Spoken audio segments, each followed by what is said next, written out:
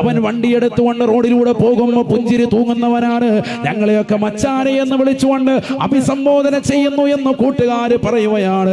ഞങ്ങളോടൊപ്പം പുഞ്ചിരി തൂകിക്കൊണ്ടിരുന്ന ചെറുപ്പക്കാരനാണ്. 23 വയസ്സുള്ളതാകുന്ന യുവാവാ.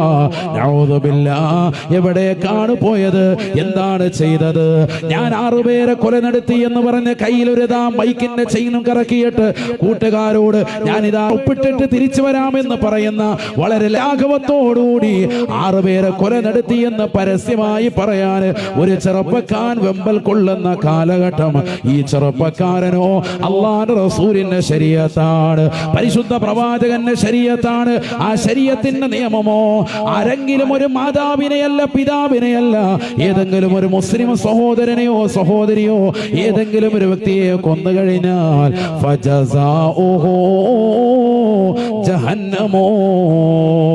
പരിശുദ്ധമായ ഖുർആൻ വ്യക്തമായി പഠിപ്പിക്കുകയാണ്, അവന് കാലാകാലം നരകമാണ്, കാലാകാലം നരകമാണ്.